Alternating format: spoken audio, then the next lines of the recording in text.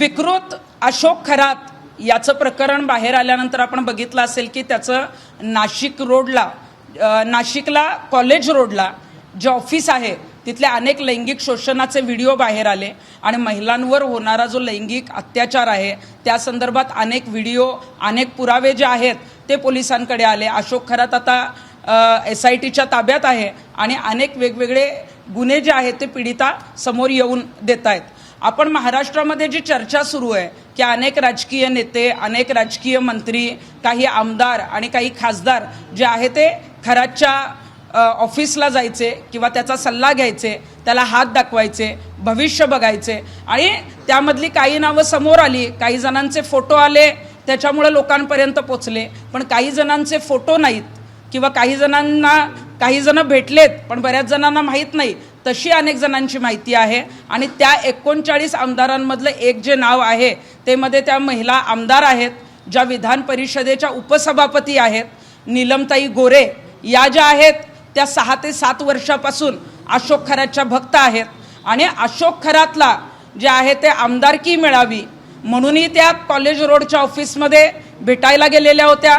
जेव्हा त्यांना मंत्रिपद पाहिजे होतं आणि ते मंत्रिपद मिळावं ते भविष्य बघण्यासाठी सुद्धा कॉलेज रोडच्या खरातच्या ऑफिसमध्ये नीलम गोरे ज्या आहेत त्या तिथं पोचलेल्या होत्या। आणि कोरोनाच्या काळाच्या आधी जे आहे ते एक्सप्रेस इन नावाचं जे नाशिकमध्ये पाथर्डी फाट्याला हॉटेल आहे तर तिथे नीलम गोरे मुक्कामाला होत्या आणि त्या मुक्कामाला असताना अशोक खरात एक्सप्रेस इन नावाच्या हॉटेलमध्ये नीलम गोरे यांना त्यांचं भविष्य सांगण्यासाठी भेटायला गेलेला होता। म्हणजे हे प्रकरण बाहेर आल्यापासून अनेक जण या प्रकरणात बोलत नव्हते, त्यात सगळ्यात महत्त्वाचा चेहरा होता तो नीलमताई गोरेंचा।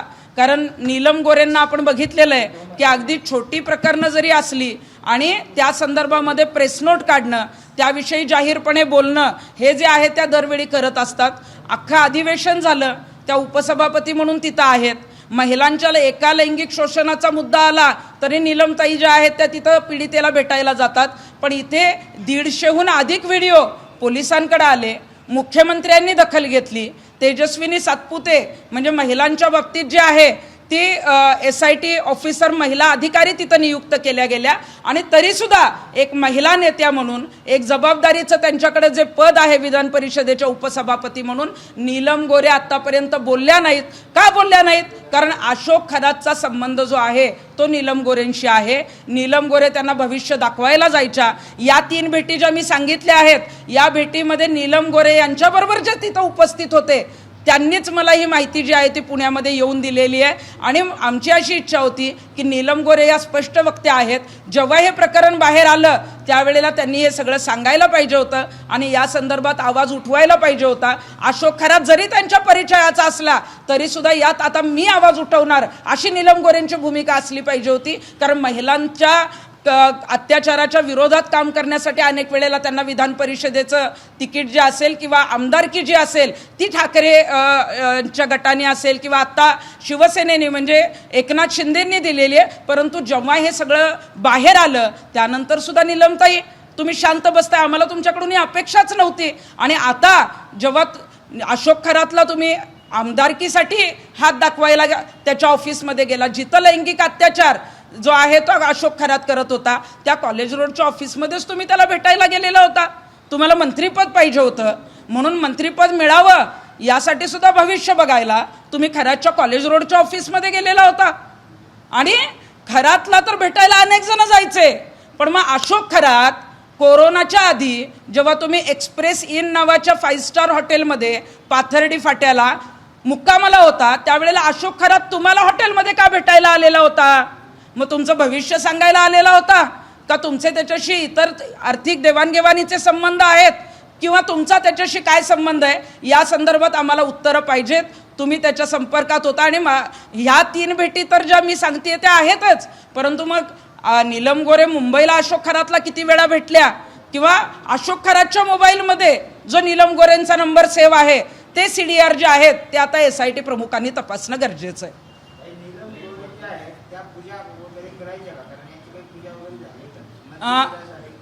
नीलम गोरे आपण बघतो की अनेक वेळेला अंधश्रद्धेच्या बाबतीत बोलत असतात, आवाज उठवत असतात. अनेक प्रकरणात ज्या आहेत त्या स्पष्टपणे जे आहे ते मैदानात सुद्धा उतरतात. परंतु जिथं अंधश्रद्धा किंवा जिथं हा जो अशोक खरात आहे तो कशा पद्धतीनं विकृत आहे हे कदाचित त्यावेळेला त्यांना माहीत होतं का नाही माहीत नाही. परंतु आत्ता जेव्हा माहीत झालं त्यावेळेला नीलम गोरेंनी आवाज का उठवला नाही? त्या विधान परिषदेत उपसभापती आहेत, मग तुम्ही तो मुद्दा मांडायला कुठल्या आमदारांना का सांगितला नाही? आज तुमचा पक्ष सत्तेत आहे, तुमच्या पक्षातल्या सत्ताधारी आमदारांना विधान परिषदेत जे आहे ते हा मुद्दा मांडणं गरजेचं होतं. किंवा नीलमताई गोरेंनी मुख्यमंत्र्यांना जी आहे ती तक्रार निवेदन देणं गरजेचं होतं. मग आता नीलमताई तिथं फक्त हात दाखवायला जात होत्या का अशोक खरात ज्या पूजा करायचा, ज्या पद्धतीनं एखाद्याला जे आहे ते मंत्रीपद मिळावं किंवा आमदारकी मिळावं म्हणून काही आघोरी कृत्य करायचा, त्या संदर्भात त्यांनी ते विधी केलेत का नाही याची मला माहीत नाही. परंतु मंत्रीपद मिळण्यासाठी आणि आमदारकी मिळण्यासाठी मात्र त्या कॉलेज रोडच्या ऑफिसमध्ये खरातला भेटण्यासाठी गेलेल्या होत्या.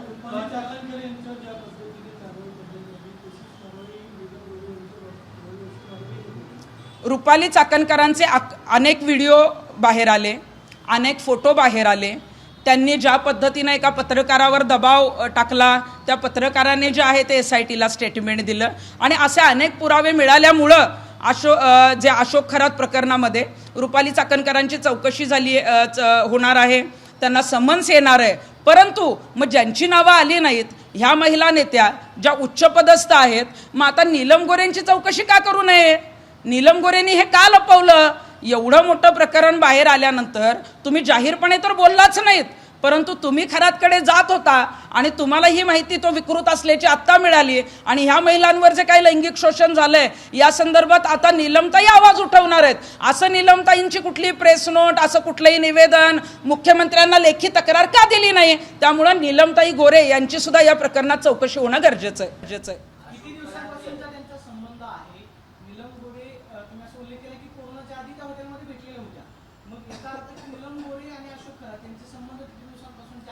त्या संदर्भात काही भेटायला आलेल्या व्यक्तीने सांगितलं का?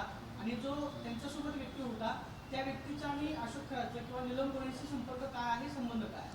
अशोक खरातच्या संदर्भामध्ये आपण जर बघितलं तर अनेक मंत्री म्हणजे दीपक केसरकरांचंही नाव येतंय किंवा अनेक वेगवेगळ्या राजकीय नेत्यांचं नाव येतंय.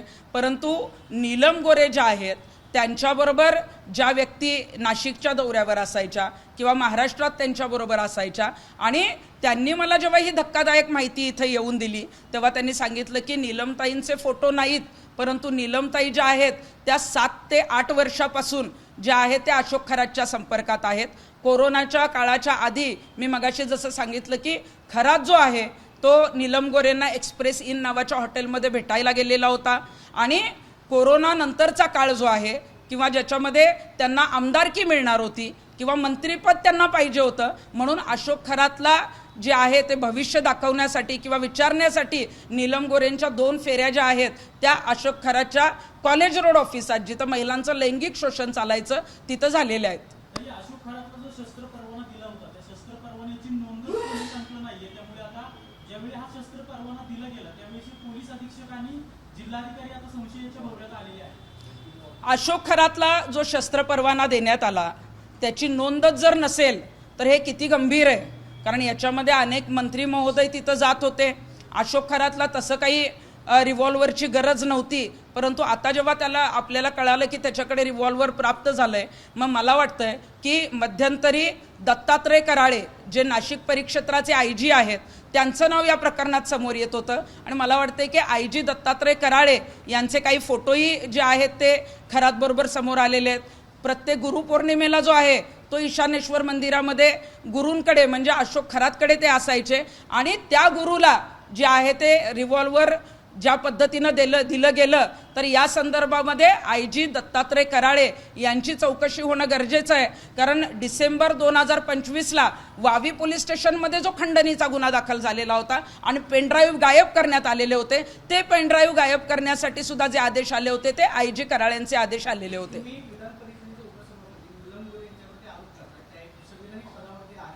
सभागृहामध्ये बसून ते आदेश देत असतात, कदाचित ते तुमच्यावरती हक्कभंग सुद्धा आणू शकतात किंवा तशा पद्धतीची नोटीस तुम्हाला येईल. आरोप करत असताना तुमच्याकडे भक्कम पुरावे आहेत का, फक्त कोंडी सांगितलंय म्हणून तुम्ही नीलम गोरेंवरती आरोप करताय? निलम गोरे भेटलेले काही फोटो असतील किंवा त्याचे काही पुरावे तुमच्याकडे आहेत का? उद्या जर तुम्हाला कायदेशीर काय अडचणींना सामोरं जावं लागलं तर पुरावे समोर आणणार? नीलम गोरे यांच्याबरोबर ज्या व्यक्ती नाशिकमध्ये खरातला भेटण्यासाठी गेलेल्या होत्या किंवा तिथं उपस्थित होत्या या तीनही भेटींमध्ये, ते स्वतः माझ्याकडे इथं आले होते. त्यामुळं यापुढं त्यांनी या संदर्भात तर उत्तरं द्यावी. आणि माझं म्हणणं आहे की नीलम गोरे ज्या आहेत त्या जबाबदार पदावर आहेत, संविधानिक पदावर आहेत, त्यामुळं खरी उत्तरं द्यावी. खोटी उत्तरं द्यायला गेलात, आमच्यावर कारवाई करायला गेलात तर मात्र तुमच्याबरोबर कोण होतं, काय होतं आणि कशा पद्धतीनं हे सगळं झालेलं आहे हे पुराव्यासहित आम्ही सगळं मांडणार आहोत. अशोक खरात जो आहे तो हवाला रॅकेट चालवत होता. म्हणजे या सगळ्या मंत्र्याची निलम गोरेची वगैरे अशोक खरात कशाला भेटा यायचा नाही. हे हवाला रॅकेटमध्ये काय नक्की करायचे ते? म्हणजे पैशाचा आहे काही वेगळ्या पद्धतीने काही होत होतं का तिथं अशा प्रकारे?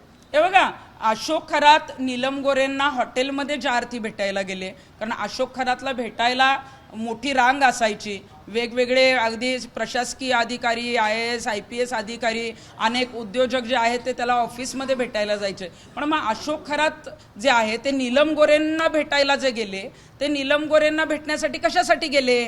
मग फक्त नीलम गोरे जर त्यांच्या मंत्रिपदासाठी आणि आमदारकीसाठी तिथं जात असत्या तर त्या ऑलरेडी त्यांच्या ऑफिसला गेल्या होत्या.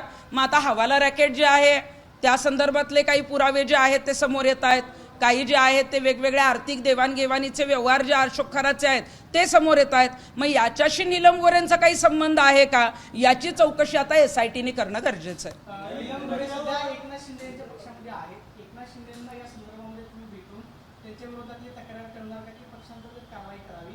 किंवा दुसऱ्या बाजूला तुम्ही राज्याच्या मुख्यमंत्र्यांना या संदर्भामध्ये त्या विधान परिषदेचे उपसभापती आहेत म्हणून काय पत्रव्यवहार करणार आहात? हे बघा, त्या नीलम गोरे एका जबाबदार पदावर आहेत, विधान परिषदेच्या उपसभापती आहेत आणि एकनाथ शिंदे साहेबांच्या शिवसेनेच्या ज्या आहेत त्या नेत्या आहेत. त्यामुळे मला वाटतं की या संदर्भातली जी तक्रार आहे ती मी त्यांच्या पक्षाचे प्रमुख एकनाथ शिंदे साहेबांकडे करणार आहे. आणि राहिला नीलमताई गोरेंचा प्रश्न, त्यांच्यावर कुणी टीका केली तर मग त्यांच्या संविधानिक पदाचा गैरवापर करून त्या जर कुणाला हक्कभंगाची इतर नोटीस पाठवणार असतील तर मला त्यांना सांगायचं आहे की जे आहे ते खरं बोला. आजपर्यंत तुमचं जे राजकारण, राजकीय काम आहे ते खऱ्या मुद्द्यांवर चालत आलेलं आहे. त्यामुळे या गोष्टी मी जे काही बोलत आहे ते जबाबदारीनं बोलत आहे. काही त्यांच्याबरोबरची लोकं जी आहेत ती माझ्या संपर्कात आली, त्यांनी मला इथं येऊन माहिती दिलेली आहे आणि उद्या जर तशी काही वेळ आली तर त्या लोकांना सुद्धा कॅमेरासमोर मी आणू शकते.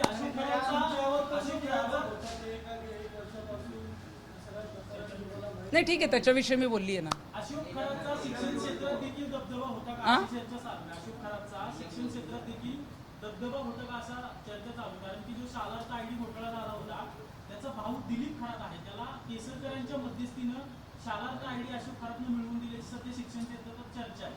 अशोक खरातचे शिक्षण क्षेत्रामध्ये जे आहे ते संबंध होते अशी अनेक वेळेला माहिती जी आहे ती आमच्यापर्यंत आलेली आहे. परंतु मला वाटते की SITकडे तो तपास आहे. SITकडे अधिक माहिती जी आहे, अनेक लेखी तक्रारी असतील किंवा पुराव्यासहित माहिती पोचली असेल आणि त्या संदर्भात जी आहे ती चौकशी त्यांचा ज्यांच्याशी संबंध असेल त्यांच्याबरोबर निश्चित होईल.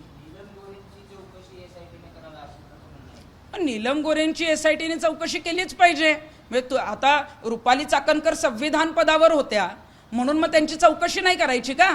कारण आता त्यांचे फोटो समोर आले, त्यांचे काही दबाव आणलेले जे आहेत ते पुरावे समोर आले, त्यांच्याविषयी काही तक्रारी जेव्हा मीडियाने हे प्रकरण लावून धरलं, जनतेने जेव्हा हे सोशल मीडियावर प्रकरण लावून धरलं तेव्हा जी आहे ती संविधान पदावर असलेल्या रुपाली चाकणकरांवर जी आहे ती राजीनाम्याची कारवाई केलेली असेल किंवा आत्ता जो काही समन्स आलेला असेल, म्हणजे संविधानिक पद घ्यायचं आणि माझ्यावर कुणी काही कारवाई करायची नाही, माझ्यावर कुणी काही आरोप करायचे नाही, अशा भ्रमात जर काही महिला तिथं जर आमदार किंवा काही महिला नेत्या काम करत असतील तर आता त्यांनी ते विसरावं. मुख्यमंत्र्यांनी याच्यात लक्ष घातलेले, मुख्यमंत्र्यांनी अशा ज्या कोणी आमदार असतील किंवा ज्या संविधानिक पदावर आहेत आणि ज्या चुकीचं काम करतायत त्यांच्यावर जी आहे ती सुमोटो ॲक्शन घेणं गरजेचं आहे. या सगळ्या प्रकरणात ताई नामकरण आवारे नावाच्या व्यक्तीचं नाव येतंय. सुषमा अंधारे म्हणतात की दीपक केसरकरांच्या सोबत हा व्यक्ती कायम असतो आणि तो खरातच्या देखील संपर्कात होता आणि या व्यक्तीने अनेक नेत्यांचे काळे पैसे पांढरे करून दिलेले आहेत असं सुषमा अंधारे आरोप करतायत.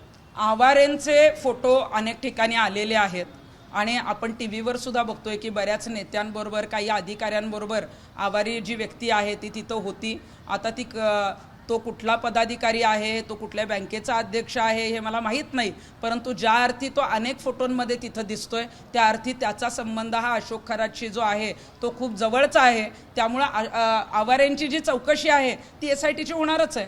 एसआयटी मृदुबाबा अशोक खरातच्या जवळ सगळं तपास करते त्यावेळेस असं समोर येते की अनेक बड्या व्यक्तींचे त्यांनी नंबर जे आहेत ते डमी नावाने सेव्ह केलेले आहेत. त्यामुळे तपासात हा सगळा पोलिसांना तपास करण्यासाठी अडचण येते. नेमकी कुणाचं नाव आणि कुणाचं डमी नाव लिहिलं हे कळत नाही. बघा, अशोक खरात हा राजकीय व्यक्तींच्या संपर्कात होता.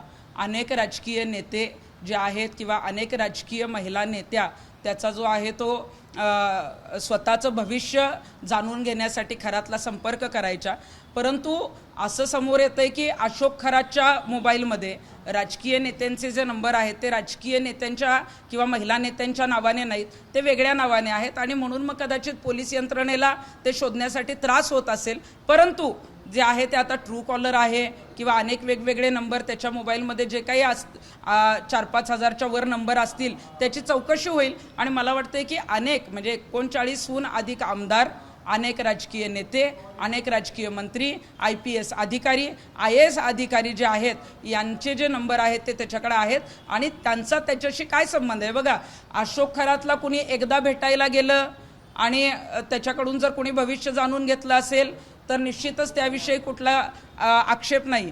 परंतु त्याची विकृती समोर आली, त्याच्यानंतर वारंवार तुम्ही त्यांच्याकडे जात होता, तो तुम्हाला भेटायला येत होता, तुमचं जे आहे त्यांच्याशी काही संबंध आहेत हे जेव्हा समोर येतात तेव्हा मात्र जे आहे ती चौकशी होणं गरजेचं आहे. पदावर आहेत त्या आणि आता ते सुद्धा अवघड आहे. राजीनामा मागताय का तुम्ही त्यांच्या? हे बघा, नीलम गोरे या संविधानिक पदावर आहेत, त्यामुळं त्यांची चौकशी होणं फार अवघड आहे. यासाठी आहे कारण संविधानिक पदावर असलेल्या व्यक्ती अशा करू शकत नाहीत, यासाठी हे प्रकरण दाबलं जाऊ शकतं. परंतु माझी मुख्यमंत्र्यांना विनंती आहे की जसा पेनड्राईव्ह आम्ही नगरच्या SP-कडे दिला, SP-कडून जो आहे तो आपल्यापर्यंत पोचला आणि आपण तातडीनं नाशिक पोलिसांना जे आहे ते अशोक खरातला बेड्या ठोकण्याची, त्याच्यावर कारवाई करण्याची ज्या पद्धतीनं ॲक्शन घेतली त्या पद्धतीनं मग संविधानिक जबाबदारी पदावर असणाऱ्या नीलम गोरे जर अशा पद्धतीनं त्याला पर्सनली भेटत असतील, भविष्य जाणून घेत असतील, का इतर त्यांच्याशी काही संबंध आहेत याची चौकशी करून जे आहे ते मुख्यमंत्र्यांनी त्यांच्यावर कारवाई करणं गरजेचं आहे.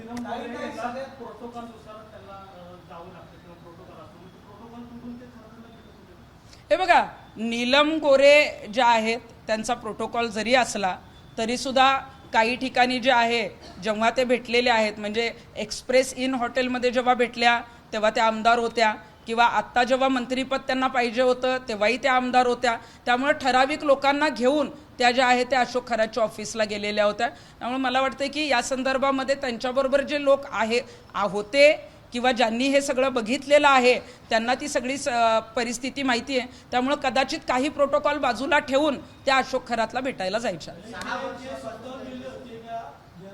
सांगितलं होतं त्या अनेक लोकांची नावं येतात त्यांनी काही त्यांच्या घरी गेले किंवा त्यांच्या पक्षातले आमदारांची नावं समोर येतात. नीलम गोरेंचं नाव जेव्हा समोर आलं तेव्हा मला धक्का बसलेला होता.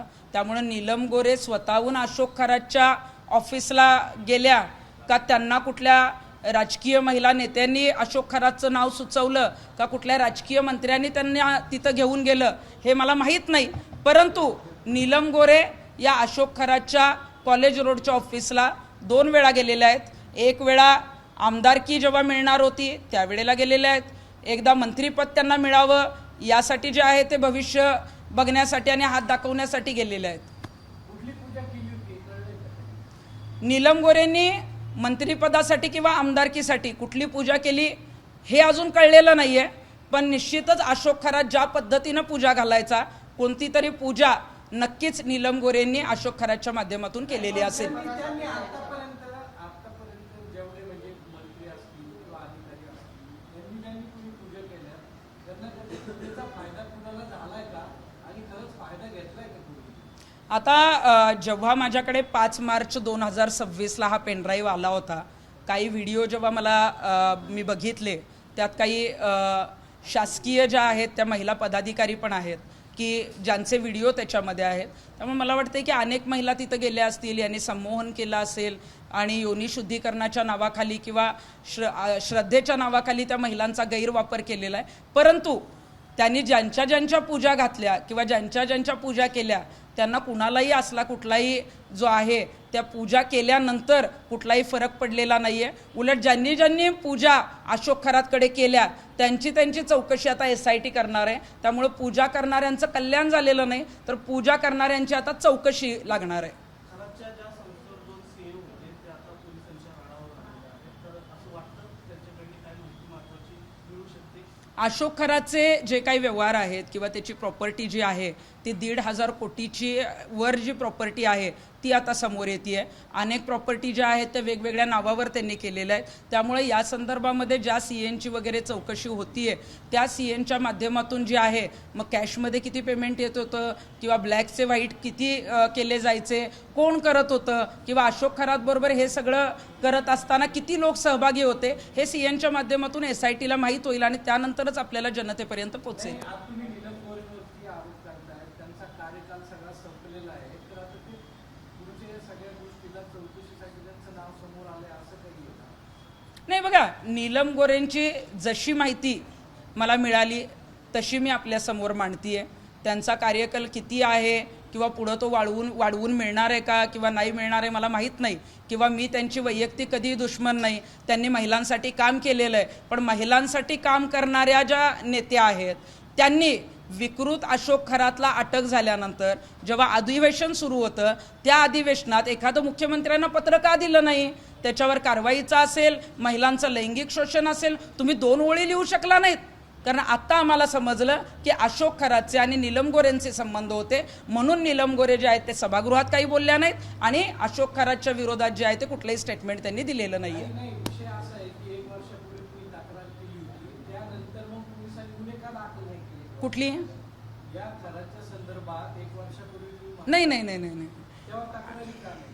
अशोक खरातच्या संदर्भामध्ये मार्च 2025ला श्रीरामपूरच्या एका वर्तमानपत्रात बातमी आली आणि त्यानंतर त्या संपादकाला पेनड्राईव्ह मिळणार होते आणि बातमी आल्यानंतर रुपाली चाकणकरांचा दबावाचा फोन त्या संपादकाला आला आणि जे पेनड्राईव्ह घेऊन त्या संपादकांकडे येणार होते खरातला कळल्यामुळं जे आहे ते पेनड्राईव्ह मिळू शकले नाहीत. त्यानंतर डिसेंबर 2025ला ते पेनड्राईव्ह जे आहे ते आमच्यापर्यंत पोचणार होते, परंतु त्यावेळेला सुद्धा जे पेनड्राईव्ह घेऊन लोक येणार होते त्यांच्यावर खंडणीचा गुन्हा दाखल केला गेला आणि पेनड्राईव्ह गायब करण्यात आले. त्यामुळं ते पेनड्राईव्ह जे आहेत ते येऊ शकले नाहीत. परंतु 5 मार्च 2026ला ते पेनड्राईव्ह माझ्यापर्यंत आले आणि मग आम्ही पोलिसांकडे पाठवले. पोलिसांनी शासन पातळीवर पाठवले आणि त्या संदर्भात जे आहे ते अशोक खरातला अटक झालेली आहे. नीलम गोरेंच्या विरोधात तुम्ही पत्रकार परिषद घेताय आणि सांगताय की माझ्याकडे काही व्यक्ती आले आणि त्यांनी माहिती जी दिली ती तुम्ही सांगताय. 1 वर्षापूर्वी ही सगळी माहिती खरंच तुमच्याकडे आली होती.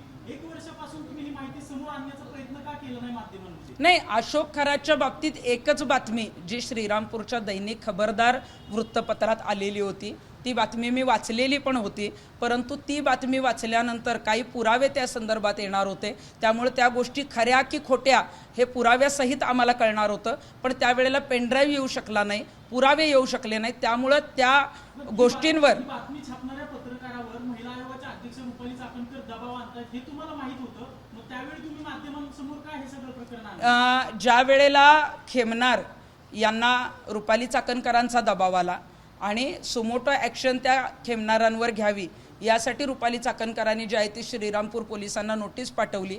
त्यावेळेला खेमनार यांनी मला जेव्हा सांगितलं तेव्हा तातडीनं जे आहे ती लिगली नोटीस वकिलामार्फत खेमनारांनी त्यांना द्यावी या पद्धतीच्या सूचना ज्या आहेत त्या खेमनारांना मीच केलेल्या होत्या. माध्यमांसमोर का आला नाही हा प्रश्न? नाही, हे बघा, या संदर्भामध्ये जेव्हा तो दबाव आणला त्यावेळेला त्यांचं असं म्हणणं होतं की ताई मी तेव्हा खेमनारांना सुचवलंही होतं की हे प्रकरण जे आहे ते आपण जनतेसमोर मांडूया, परंतु पेनड्राईव्ह त्यांच्याकडे येणार होते आणि आपण जर जनतेसमोर गेलो तर कदाचित ते पुरावे पेनड्राईव्ह आपल्याकडे येणार नाहीत. त्यामुळं खेमनारांनी त्यावेळेला सांगितलं होतं की आपण लिगली नोटीस पाठवू आणि जेव्हा पुरावे येतील तेव्हा जनतेसमोर आपण ते मांडू. एबीपी माझा, उघडा डोळे बघा नीट.